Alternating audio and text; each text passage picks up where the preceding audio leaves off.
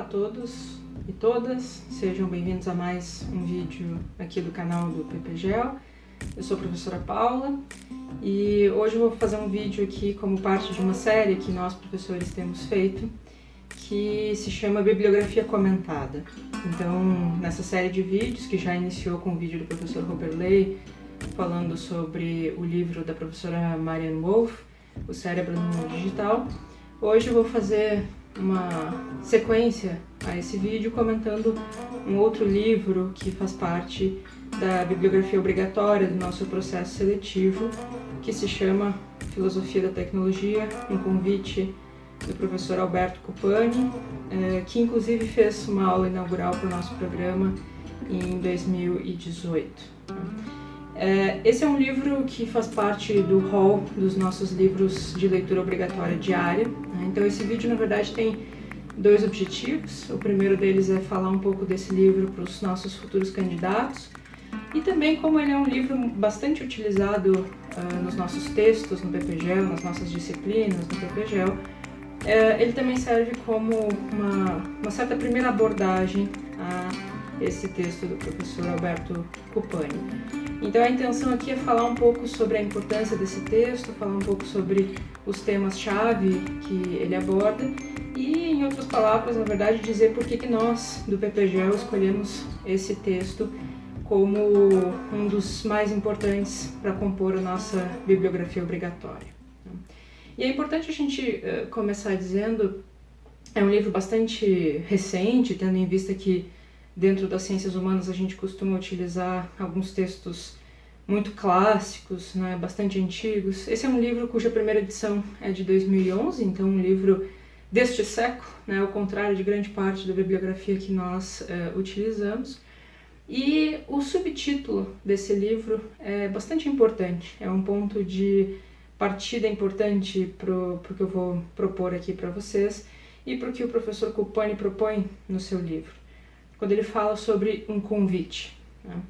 Por quê? Porque a ideia desse livro é precisamente propor ao leitor um convite, uma primeira forma de entrada nesse universo chamado filosofia da tecnologia. Aliás, um dos campos menos talvez conhecidos tanto da tecnologia quanto da filosofia é precisamente esse pensar sobre a técnica. Então, é interessante nós pontuarmos desde o início que o professor Alberto Cupani é um filósofo de formação, um filósofo argentino, formado na Argentina, mas que viveu no Brasil por muito tempo, inclusive se aposentou no Brasil, foi professor da Universidade Federal de Santa Catarina por bastante tempo, e ele é um dos pesquisadores disso que se convencionou chamar de filosofia da ciência, entre o campo no qual a gente inclui a filosofia da tecnologia.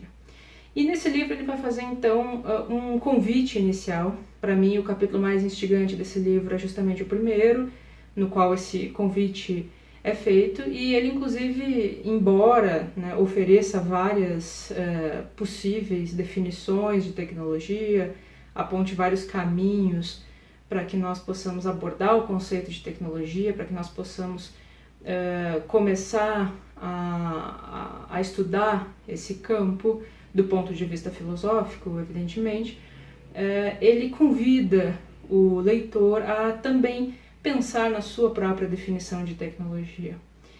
Isso já nos mostra, de saída, que tecnologia é algo bastante difícil de ser definido, e não só isso, mas é um termo, para usar uma célebre citação do livro, da página 12, a tecnologia é um conceito que envolve uma realidade polifacetada. Né? O capítulo 1, inclusive, se chama Tecnologia uma realidade complexa. Né? E nesse capítulo 1, o autor tenta justamente mostrar o quanto essa complexidade, que pode, inclusive, soar bastante temerosa aos alunos, sobretudo aqueles que ingressam num programa em que linguagem e tecnologia estão muito articulados, embora seja talvez um pouco temeroso, o fato de tecnologia ser uma realidade polifacetada, tal como inclusive a linguagem, é importante que a gente lembre disso, Isso é justamente o que nos permite fazer imbricações e aproximações em relação tanto à linguagem quanto à tecnologia, e a imbricação entre os dois, entre linguagem e tecnologia, de uma forma bastante inédita, de uma forma também polifacetada, né? É muito comum nós recebermos candidatos e às vezes até mesmo alunos no PPGEL que pensam, por exemplo, que a questão de linguagem e tecnologia diz respeito exclusivamente aos usos de aparatos técnicos, tais como, né, isso que nós estamos presenciando agora, como os meios de comunicação, esses aparatos técnicos, né, a partir dos quais nós podemos nos comunicar. E a minha intenção aqui é mostrar um pouco, junto com o texto do Cupani, que não é exatamente ou apenas isso, né? Embora evidentemente a questão do objeto, do artefato tecnológico seja importante, seja uma forma de abordagem da questão da tecnologia relacionada à linguagem, esse é apenas um dos enquadramentos possíveis que a gente tem para essa articulação. E aí eu gostaria de pontuar justamente essa citação, né, que eu mencionei, em que o professor Alberto Cupani menciona a questão da realidade polifacetada. Então diz ele, a página 12 do seu livro, que aquilo que denominamos tecnologia se apresenta, pois, como uma realidade polifacetada, não apenas em forma de objetos e conjuntos de objetos, mas também como sistemas, como processos, como modos de proceder, enfim, como certa mentalidade. Então, aquilo que eu acabei de mencionar, né, que a tecnologia não se restringe aos objetos, é precisamente o ponto de partida do professor Alberto Cupani. A tecnologia ela talvez seja muito visível por meio dos artefatos, por meio dos objetos, mas ela não se resume a eles. É óbvio que no senso comum a gente tem essa ideia de que tecnologia é precisamente isso que eu tenho na minha frente agora, por exemplo, um aparato para filmar, um outro aparato para projetar, um aparato para difundir isso, enfim, tudo que nos cerca pode ser visto como uma tecnologia. Mas é muito, muito interessante essa proposta do professor, quando ele diz que, na verdade, nós, seres humanos, não apenas podemos ver a tecnologia na forma de objetos, mas também como processos, ou seja, como aquilo que está por trás da elaboração desses artefatos, desses produtos. Mas me chama muito a atenção, e é um dos únicos autores que eu conheço que trata dessa maneira, aquilo que ele chama de uma mentalidade tecnológica.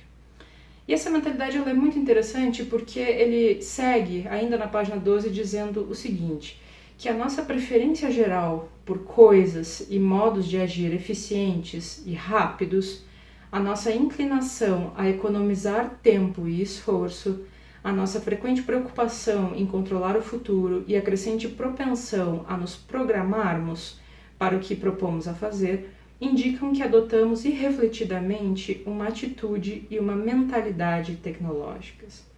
Então, o que o professor nos enfatiza aqui é que o ser humano sempre opera por uma lógica tecnológica. Isso que ele está chamando de uma mentalidade tecnológica. Por quê? Porque a gente pode, a título de primeira aproximação, entender a tecnologia como tudo aquilo que é produzido artificialmente pelo ser humano. Daqui a pouco eu vou comentar alguns outros fatores que influenciam nessa definição. Mas uma primeira abordagem seria essa, que a tecnologia é tudo aquilo que é fabricado, tudo aquilo que é artificial, tudo aquilo que diz respeito à produção de artefatos. Os artefatos em si é a produção desses artefatos.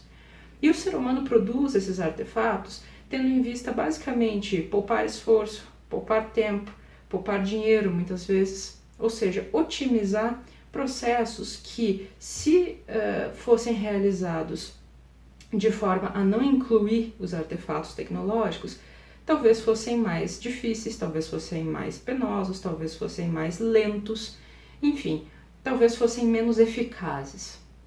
Então, para o professor Alberto Cupani, tudo aquilo que o ser humano faz, ele faz buscando justamente a eficiência desses processos.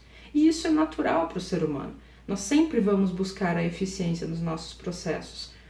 Basta ver, ele dá o exemplo da nossa programação, Basta ver que um exemplo extremamente trivial, que quando nós adotamos o uso de uma agenda, por exemplo, o que nós estamos tentando fazer é programar o nosso tempo de uma forma que ele seja tanto mais eficaz quanto possível.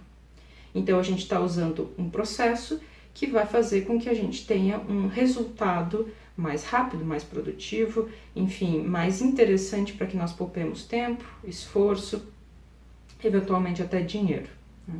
Então essa ideia de uma mentalidade tecnológica ela é muito interessante, porque mostra justamente aquilo que nós no PPGEL prezamos bastante quando a gente pensa em linguagem e tecnologia, e diz respeito ao fato de que essas duas coisas elas estão ligadas no ser humano a partir de uma perspectiva ontológica, quer dizer, elas estão ligadas a partir da nossa própria constituição como seres humanos.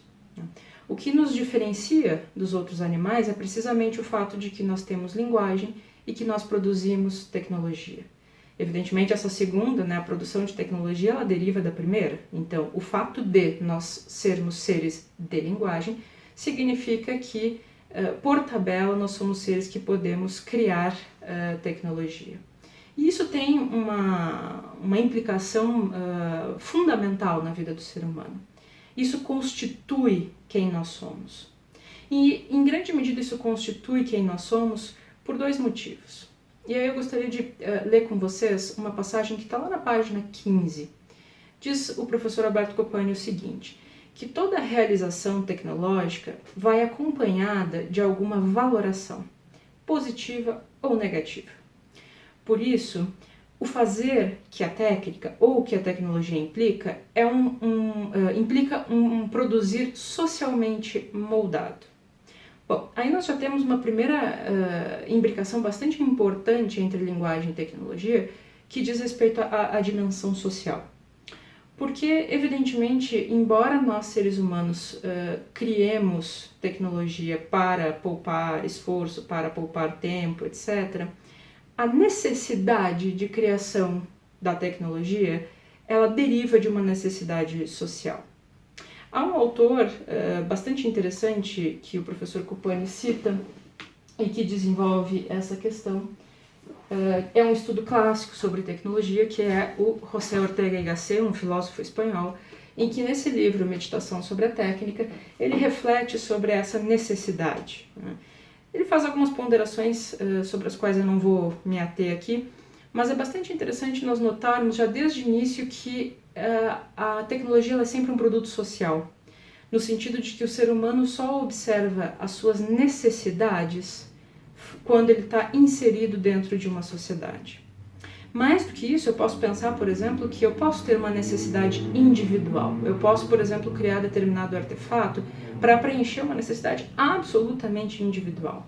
E, no entanto, eu, Paula, por exemplo, eu não detenho o conhecimento técnico suficiente, muitas vezes, ou até mesmo o conhecimento teórico suficiente para planejar e para efetuar a realização desse artefato técnico. Logo, eu também preciso dos seres sociais para me ajudar nessa empreitada. Por isso que a tecnologia sempre tem uma dimensão social. E além disso, é muito importante essa palavra que ele utiliza, que é valoração. Isso tem muito a ver com essa perspectiva que nós costumamos ouvir de uma certa neutralidade da tecnologia. Muitas pessoas começam a se revirar na cadeira quando ouvem falar que a tecnologia é neutra, mas quando a gente diz que a tecnologia é neutra, nós estamos falando de uma perspectiva muito específica, que é justamente a perspectiva ontológica. Quer dizer que, ontologicamente, na sua essência, a tecnologia, por si mesma, ela é sempre neutra. A valoração que ela adquire é sempre externa. Vamos pegar um exemplo bastante simples, uma arma. O professor Alberto Copani, inclusive, faz uma pequena digressão nesse primeiro capítulo falando sobre a diferença dos usos, dos empregos, dos objetivos de determinados artefatos, e ele dá como exemplo precisamente a questão da arma. Vejamos que uma arma ela tem como objetivo, na verdade, a projeção de projéteis. O que ela faz é disparar projéteis. Isso por si só não é nem bom nem mal, porque eu posso simplesmente, por exemplo, usar uma arma para disparar contra discos, como a gente tem na Olimpíada, por exemplo, né? Ou seja, não fere ninguém, não há nada que desabone esse uso. No entanto, por um processo chamado apropriação, o ser humano se apropria das invenções tecnológicas e ele faz delas o que bem entender dentro dos limites técnicos, evidentemente. Mas ao fazer da tecnologia aquilo que ele bem entende, o ser humano então a valora, seja positiva, seja negativamente. Nós temos, por exemplo, talvez o melhor exemplo de todos é justamente a internet, que nos mostra justamente como essa noção de apropriação é revestida de um caráter valorativo.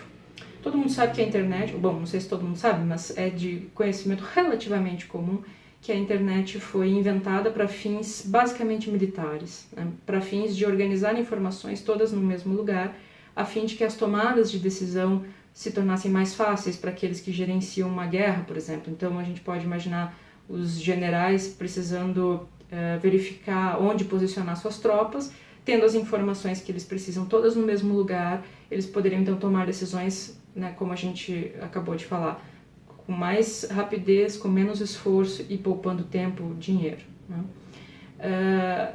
Em determinado momento, a academia, né, a ciência, imaginou que a internet poderia ser um veículo muito interessante e que nós poderíamos usar justamente essa ideia de armazenar tudo no mesmo lugar para armazenar todo o conhecimento do mundo, né? Aquela ideia iluminista da enciclopédia, ela ganha uma nova roupagem quando o que a gente tem é a internet, porque a gente tem essa capacidade justamente de um armazenamento quase que virtualmente infinito de dados. Então essa é a primeira apropriação que é feita da internet. E logo em seguida, alinhada a outras invenções, né, que dizem respeito, por exemplo, ao computador pessoal, depois a invenção da interface, depois aquilo que a gente chama de internet comercial, que no Brasil começa em 1995, a gente passa a ter uma apropriação não mais do meio acadêmico e nem do meio bancário, que foi também um setor que utilizou a internet com grande profusão, né? Então nós temos aí a internet comercial e a gente passa a se apropriar dela como consumidores, como usuários comuns. E a partir disso a gente tem talvez o uso da internet que é hoje mais disseminado, que é justamente o uso comunicativo. Mas é importante a gente observar que isso não estava previsto por seja lá quem foi que criou exatamente a internet. Isso não estava previsto e nunca é previsto em absolutamente nenhuma criação tecnológica. Porque, como eu costumo dizer, numa forma meio axiomática, se a gente quiser, a tecnologia ela é sempre reativa, ela nunca é proativa. Isso quer dizer que a tecnologia ela é sempre inventada como reação a um problema. Eu nunca posso antecipar um problema a partir do momento que eu crio uma tecnologia. Eu posso, evidentemente, pensar em políticas de mitigação de problemas a partir de uma determinada tecnologia, mas eu não posso pensar nos problemas futuros que essa tecnologia vai gerar. Por exemplo, quem pensou na questão da tecnologia da internet jamais considerou que ela pudesse ser utilizada, por exemplo, para fins de comunicação. E por tabela, jamais pensou também que isso geraria, muitos e muitos anos depois, um fenômeno, por exemplo, que nós temos hoje muito frequentemente chamado de fake news. Então, fake news, por exemplo, é um efeito deletério, prospectivo, ou seja, posterior à invenção da internet, e que nada, no fundo, tem a ver com a internet. Então é nesse sentido que o professor Alberto Cupani menciona essa ideia de uma valoração. Essa valoração é sempre dada a posteriori, né? Porque uma invenção tecnológica, ela nunca é por si só boa ou má. Então, o exemplo que eu dava da internet, ele é interessante para nós observarmos que, inclusive, uma valoração positiva e negativa pode, inclusive, coexistir. Então eu posso, por exemplo, ao mesmo tempo que eu tenho essa grande benesse de a internet me possibilitar uma comunicação, né, nós sabemos que num tempo de pandemia, se nós não tivéssemos internet, certamente as nossas relações estariam muito diferentes. E ao mesmo tempo eu tenho os efeitos negativos próprios a qualquer artefato tecnológico, como por exemplo o já citado, né, caso das fake news. Então essa é uma dimensão bastante interessante, né? E segue o professor Cupani ainda na mesma página, comentando então aquilo que eu falava agora há pouco sobre como o ser humano está diferenciado dos outros animais na Terra pela linguagem e pela tecnologia. Segue ele dizendo o seguinte: pelo fato de a tecnologia ser, né, socialmente moldada, ela é um produto que é socialmente moldado, abre aspas, né, existe então a tecnologia como uma dimensão constitutiva tanto do caráter natural quanto do caráter social do ser humano. Natural, e aí agora são as minhas palavras, natural porque é próprio do ser humano investido de linguagem a capacidade de projetar. Então, nós somos naturalmente investidos da capacidade de linguagem e, por consequência, nós somos naturalmente investidos da capacidade de produzir tecnologia. Então, isso diz respeito ao nosso caráter natural, mas também ao nosso caráter social, porque é a partir do social que nós criamos as demandas para as invenções tecnológicas. Segue o professor Alberto Cupani, então, dizendo o seguinte, abre aspas, o homem produz e usa artefatos como manifestação de sua vida em sociedade. Isso implica que a maneira de produzir e servir-se dos artefatos depende, obviamente, do tipo de sociedade em que tais atividades ocorrem. E, além disso, né, além dessa particularidade de que, como eu mencionei, a tecnologia ela só pode ser produzida dentro das necessidades de uma configuração social específica, isso produz exatamente aquilo que nos diferencia de outros animais. Na página 13, o professor Alberto Cupani menciona o seguinte, que tanto técnica quanto tecnologia representam manifestações da capacidade humana de fazer coisas. Toda produção técnica ou tecnológica é a manifestação de um saber. A capacidade de fazer significa a capacidade de produzir, a diferença da capacidade de agir, isto é, de conduzir a própria vida em vez de viver de uma maneira puramente instintiva. Esse é precisamente o cerne daquilo que a gente entende como uma imbricação ontológica entre linguagem e tecnologia. Porque, segundo o que o professor Cupani nos ensina, o ser humano é dotado dessa dupla capacidade, que é uma capacidade de saber, ou seja, de projetar, de criar, e uma capacidade de fazer. Ora, a gente sabe que no mundo animal, e a gente pode falar, por exemplo, em algo como uma linguagem animal, embora a gente não possa se referir à linguagem animal nos mesmos termos que nós falamos da linguagem humana, nós sabemos que os animais, eles produzem também um certo tipo de tecnologia. Né? Eu gosto de dar o exemplo clássico, né, do João de Barro, que produz a sua casinha. Né? Bom, o João de Barro, ele produz sua casinha, é verdade, então ele é dotado de um saber fazer. Né? Assim como as abelhas, assim como outros animais que também criam coisas. Criar coisas significa transformar o mundo. Ou seja, criar aquilo que o mundo, que a natureza não nos dá automaticamente. Né? Então, produzir coisas que não estão dadas naturalmente. A diferença do ser humano é que ele consegue fazer duas coisas, né, que o João de Barro, por exemplo, não consegue fazer. Primeiro, o ser humano, antes mesmo de fazer essa casa, ele consegue projetá-la. Ele consegue criar um projeto de casa. Vide que, inclusive, nós fazemos projetos de engenharia e de arquitetura para produzir as nossas casas. Né? Então, o que significa a capacidade de projetar? Significa olhar para o mundo natural e ver no mundo natural algo que não está no natural. Né? Ou, para ser mais exata ainda, olhar para o mundo natural e enxergar formas de transformar esse mundo natural. Vocês podem observar que tudo que a gente tem no nosso entorno, né, nos nossos prédios, até mesmo nesse maquinário bastante sofisticado que a gente tem na nossa frente, tudo isso é produzido a partir de elementos naturais. Né? É produzido a partir de madeira, é produzido a partir de metais, é produzido a partir de plástico. O ser humano, a única coisa que ele faz, e é isso que é a tecnologia, é transformar aquilo que é natural em artificial. Então essa é a primeira coisa que o ser humano faz. Né? Ele olha para aquilo que não existe e ele pensa em como aquilo poderia existir.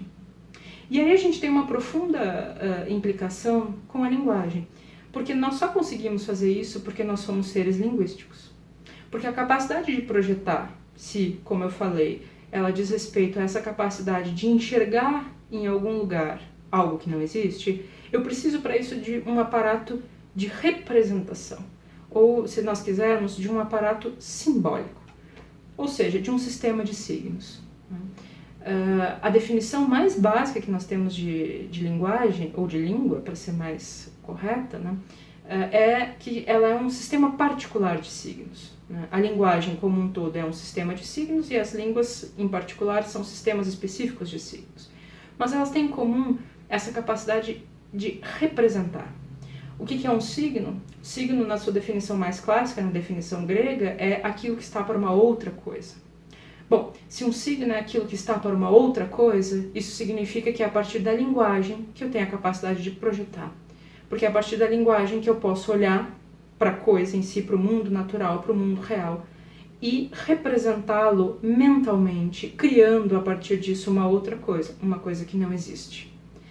Essa capacidade de projetar, ela é exclusiva dos seres humanos, porque os seres humanos são os únicos que são dotados desse tipo de linguagem. A segunda coisa que os seres humanos conseguem fazer, que nenhum outro animal consegue fazer, e que também deriva da sua capacidade linguística, diz respeito ao apelo estético que nós temos em relação às coisas que nós produzimos. Então, nós temos aí embutido duas questões, né? Um João de Barro, por exemplo, quando ele produz lá a sua casinha, e digamos que venha um temporal, que venha um ciclone, como há poucos dias aconteceu aqui em Curitiba, e destrua a casinha do João de Barro. Provavelmente o que esse João de Barro vai fazer vai ser produzir uma casinha novamente. Né? Então ele vai produzir exatamente a mesma casinha, exatamente com a mesma técnica, talvez em um outro lugar, talvez com um pouco mais de barro. O ser humano, como ele é dotado da capacidade de projetar, ele já consegue inclusive antecipar determinadas intempéries. E aí a gente pode, por exemplo, ter algo chamado engenharia de materiais, em que a gente pensa antecipadamente quais são os materiais, por exemplo, mais interessantes para nós usarmos numa construção. Algo que nenhum outro animal conseguiria fazer, porque justamente ele é privado da sua capacidade de projetar.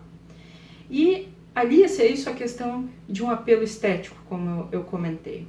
Como nós somos seres dotados de linguagem, como nós somos seres dotados de representação, e lembrando da ideia do professor Alberto Cupani de que a tecnologia é sempre valorada, um dos valores que nós atribuímos à tecnologia é justamente a questão da dimensão estética.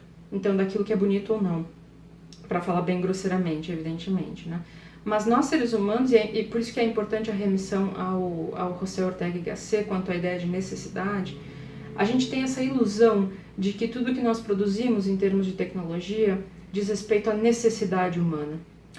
Isso é verdade em determinadas perspectivas, né? Mas há também uma questão para a qual o professor Alberto Cupani chama atenção, que diz respeito à volição.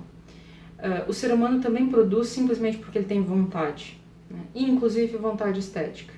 Então, se o João de Barro produz a sua casinha lá e ela funciona, né, a necessidade do João de Barro é ter proteção. A nossa necessidade é também, na nossa casa, ter proteção contra a natureza, né, contra as intempéries. Mas somente nós, seres humanos, revestimos a ideia de tecnologia desse valor estético. E aí nós podemos criar, por exemplo, uma casa que é esteticamente agradável, uma casa que é esteticamente desagradável. Aí nós podemos pensar, por exemplo, em coisas como móveis planejados, né, como design de interiores, né, que é algo que não se articula exatamente a uma necessidade humana no sentido da sobrevivência ou no sentido de tornar a nossa vida mais fácil, mas se articula a nossa volição, a nossa ideia de que nós somos seres estéticos, que nós somos seres que valoramos a tecnologia de uma determinada forma. Então, somente o ser humano, por exemplo, é capaz de criar uma coisa chamada bolsa e para carregar objetos. E somente o ser humano é capaz de atribuir a ela uma logomarca específica que vai fazer com que essa bolsa custe 400 vezes o valor que foi investido nela para que ela fosse produzida.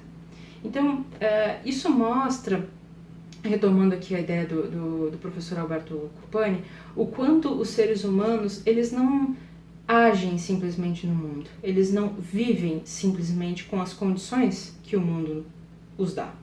O que o ser humano faz, o que nós fazemos, é que nós projetamos a nossa própria vida.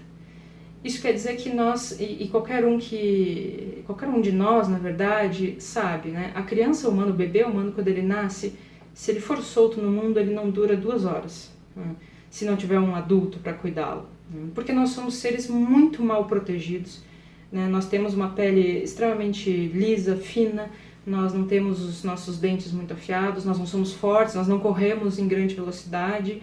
Enfim, a gente está absolutamente em desvantagem em relação a todos os outros animais do mundo e em relação à própria natureza, né?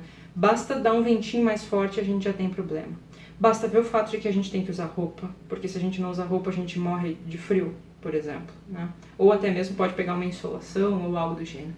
Nós somos muito mal adaptados ao mundo, né? O ser humano é muito mal adaptado ao mundo. Então só resta ao ser humano fazer uma coisa, né? É adaptar o mundo a si mesmo.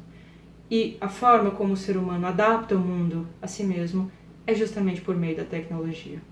É por isso que quando a gente olha na nossa volta, a gente não vê absolutamente mais nada que não tenha sido de alguma forma tocado pelo ser humano. Eu costumo brincar que a gente pode até pensar em algum lugar muito remoto que não tenha sido tocado pelo ser humano, mas provavelmente a gente vai chegar lá de carro e a gente vai precisar pelo menos de um sapato bom para chegar nesse lugar extremamente intocado, né? Então, essa é uma das observações, inclusive, neste primeiro capítulo do professor Alberto Cupani, de que talvez no fundo essa ideia de um mundo natural não exista mais. É por isso que alguns teóricos vão chamar, inclusive, a tecnologia de segunda natureza, porque a primeira natureza é essa do mundo que a gente convencionou chamar de natural, ou seja, aquilo que nos é dado, seja lá, né, por que entidade. Mas o ser humano, por não conseguir frequentar essa natureza da mesma forma que outros animais o fazem, ele cria uma segunda natureza. E ele cria essa segunda natureza a partir justamente da sua alteração no mundo. Essa alteração que o ser humano imprime no mundo se chama precisamente de tecnologia. Então, quando o ser humano cria, e eu volto à citação do professor Cupani, né, quando o ser humano faz, ao fazer, o homem origina os artefatos, ou seja, os objetos ou os processos artificiais. Ambas as palavras, artefato e artificiais, denotam o que foi produzido conforme uma arte, um saber fazer, que implica regras de procedimentos. Essa noção é importante porque tékne, em grego, derivou para nós duas palavras, né? Uma é arte e a outra é técnica, né? E essas duas palavras elas se juntam, porque técnica é tudo aquilo que é feito com arte, né? Arte no sentido de que é um conjunto específico de regras procedimentais para se chegar a um determinado resultado. Então, basicamente, nós temos aí, na diferença entre técnica e tecnologia, justamente esse outro sufixo, né, um sufixo grego, que se junta à base técnica, também grega, né, esse sufixo chamado logos, né, que quer dizer conhecimento ou pensar sobre. Então, em termos bem simples e bem abrangentes, a gente poderia dizer que a tecnologia é o pensar sobre a técnica, ou seja, é uma forma não mais apenas de um saber fazer, como é a técnica, mas também de um saber explicar, de um pensar sobre aquilo que é feito com técnica apenas, ou com arte apenas, né? Então, esse sufixo logos, ele diz respeito a esse incremento que há na tecnologia, ou na visão tecnológica sobre a produção de artefatos, que diz respeito a esse saber não mais apenas procedural, mas também explicativo. A gente pode ter aí um exemplo bastante simples, né, que é o de que a técnica é tudo aquilo que é produzido com arte e que não visa necessariamente a uma reprodutibilidade e, sobretudo, a uma eficácia da mesma forma que os produtos tecnológicos visariam. Por exemplo, se nós formos na feirinha do Largo da Ordem, que é, para quem não é de Curitiba, né, bastante famosa aqui, nós vamos ver uma série de justamente artesãos. Esses artesãos, eles produzem manualmente, né, artesanalmente, as suas produções. Nenhuma dessas produções é igual à outra, né? É precisamente essa a graça, justamente, da arte, né? Nada é igual a uma outra produção. Mas mais do que isso, quando a gente pergunta para um artesão como que ele produz a sua arte, é muito provável que ele não consiga explicar, né? É muito provável que para explicar essa arte ele tenha que justamente fazê-la. A tecnologia, ela pressupõe não só esse saber fazer, como é próprio da técnica, mas ela também supõe um saber explicar, né? Um saber que não é apenas procedimental ou procedural, mas é também um saber articular, é um saber explicar. Por isso que normalmente quando nós falamos de tecnologia, nós vinculamos isso à ideia de ciência, porque a ciência é justamente aquilo que pensa a melhor forma de fazer determinada ação. Então a gente pode ter, por exemplo, um artesão que produza, sei lá, miniaturas de barro, né? Aquelas miniaturas sacras, por exemplo. Mas eu, como cientista, eu posso pensar numa forma de produzir essas mesmas miniaturas de barro de uma forma rápida e de uma forma reprodutível, ou seja, que elas sejam todas iguais. A gente pode observar que a tecnologia, ela pressupõe isso, ela pressupõe a reprodutibilidade. Ela pressupõe fazer a mesma coisa no mínimo de tempo, gastando o mínimo de esforço e o mínimo de dinheiro.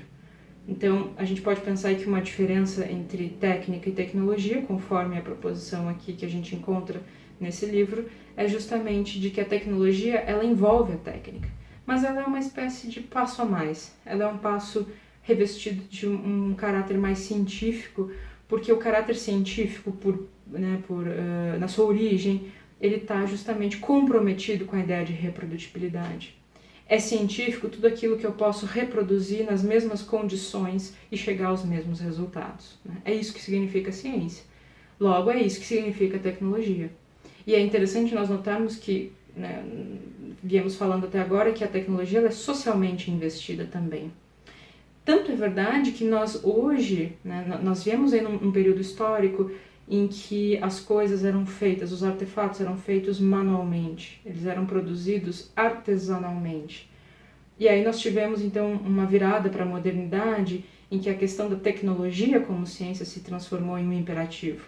Então nós tivemos aí essa necessidade de produzir cada vez mais e cada vez em série, cada vez mais igual e com menos tempo. E hoje a gente tem um certo movimento social que tenta recuperar a questão artesanal.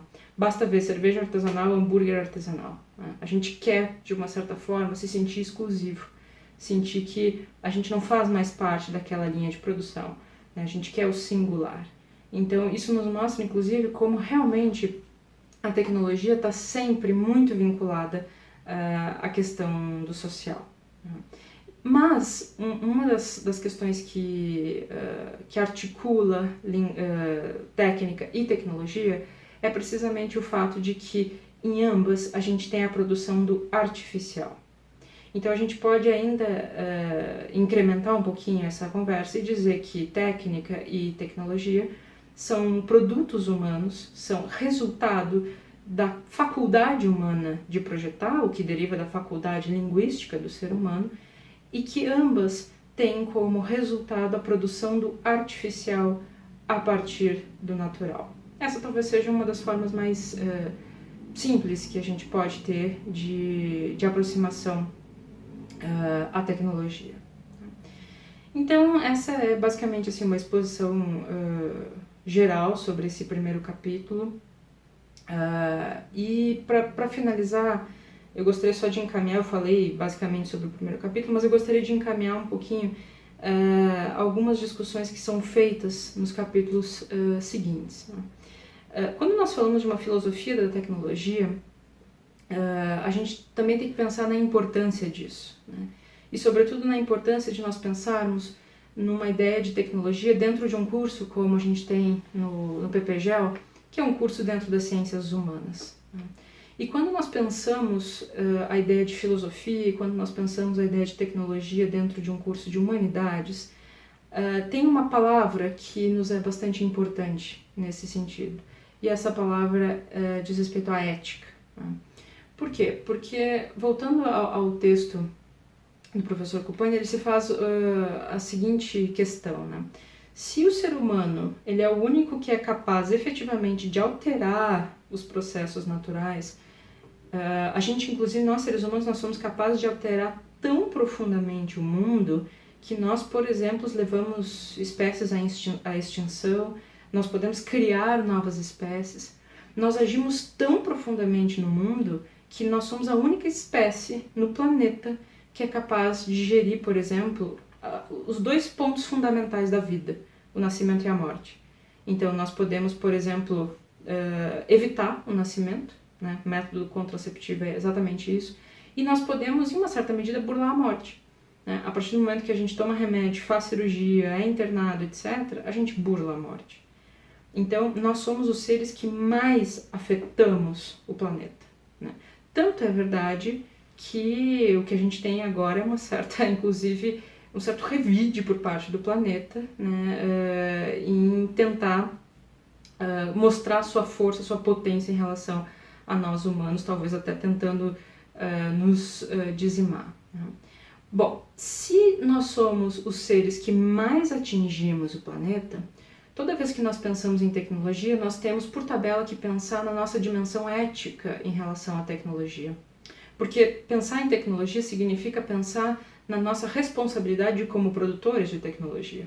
Significa pensar, por exemplo, o nosso papel enquanto atuantes frente a esse mundo, quanto transformadores frente a esse mundo.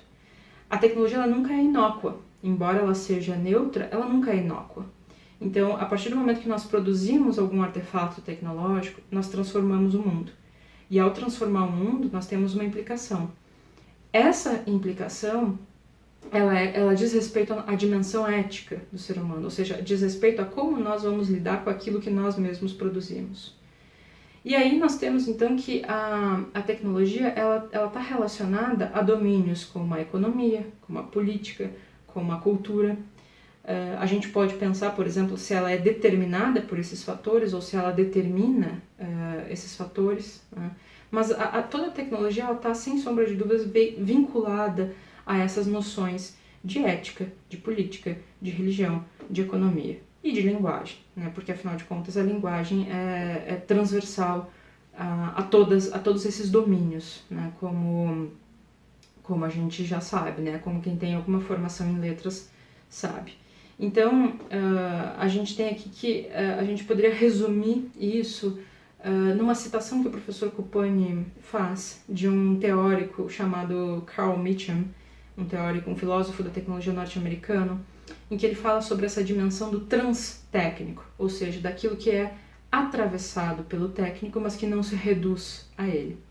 Então, na página 27, o professor Alberto Kupani cita Carl Mitcham dizendo o seguinte, que as humanidades, ou a filosofia, a que poderia também ser chamada de hermenêutica da tecnologia, buscam uma compreensão do significado da tecnologia, ou seja, a sua relação com o transtécnico. A arte, a literatura, a ética, a política, a religião. Ela começa tipicamente com aspectos não técnicos do mundo humano e considera de que modo a tecnologia pode ou não adequar-se ou corresponder a eles. Ora, se eu comecei essa fala dizendo que a tecnologia está sempre investida de uma questão social, é óbvio que essas questões que dizem respeito à nossa dimensão humana na Terra, ou seja, a nossa dimensão social na Terra, ou seja, a nossa produção artística, a nossa relação com a política, com o poder, com a religião, enfim, com a ética, ela também está relacionada a essa noção de tecnologia. Então, esse é um comentário para fechar esse capítulo 1, e o leitor interessado pode então seguir aqui na leitura do livro. Basicamente o que é feito nos capítulos seguintes, né? No capítulo 2, o professor Kupani faz uma abordagem dos estudos mais clássicos sobre tecnologia. A gente tem o já citado José Ortega y Gasset, que é mencionado pelo professor. A gente tem um outro teórico bastante importante, o Martin Heidegger. Eu só tenho o livro em inglês, né? The Question Concerning Technology, mas acredito que existe em português também a questão da tecnologia. É um outro livro que ele menciona, e ele parte basicamente desses estudos clássicos para chegar a 3 outras abordagens, né? Uma delas, bastante filosófica, né, é o que ele chama de enfoque analítico, é uma análise conceitual que ele explora a partir de um filósofo específico que foi inclusive mentor dele, né, o Mário Bunge. Em um segundo eixo, ele trata dos estudos filosóficos inspirados na fenomenologia e na hermenêutica, entre os quais a gente pode citar, por exemplo, o Albert Borgmann, que é um alemão também. E por fim, a gente tem um terceiro eixo aí de teóricos que o professor Cupani aborda, que são aqueles que a gente poderia dizer que relacionam tecnologia e poder, né, numa ideia bastante Foucaultiana, por exemplo, né, de biopoder. E a gente tem aí, então, teóricos como Herbert Marcuse, por exemplo, um sociólogo e filósofo alemão, além de outro como o Andrew Feinberg, com esse livro bastante famoso, Modernidade e Tecnologia, né, Modernity and Technology, que foi organizado por ele. Ele tem mais alguns outros. Esse é um teórico estadunidense. Então, basicamente, esse é o percurso feito, né, por esse livro, Filosofia da Tecnologia. Ele parte de um convite para nós pensarmos a tecnologia, parte dessas questões mais basilares que eu comentei nesse vídeo, e depois ele segue para diferentes abordagens, faz uma resenha de alguns autores importantes no campo. Então, é um livro que nós escolhemos no PPGEL justamente pela amplitude, pelo caráter bastante pedagógico que a gente tem nesse primeiro capítulo, e pelo fato justamente de que, para o leitor interessado, ele abre muitas portas. Ele nos diz mais ou menos assim, bom, se eu considero tecnologia dessa e dessa forma, para quais autores eu devo recorrer. Então, fica aqui mais um livro da bibliografia comentada, Filosofia da Tecnologia, um convite do professor Alberto Cupani. Espero que esse vídeo tenha feito com que vocês se interessem mais pelo livro e espero que seja uma leitura produtiva. Então, até o próximo vídeo.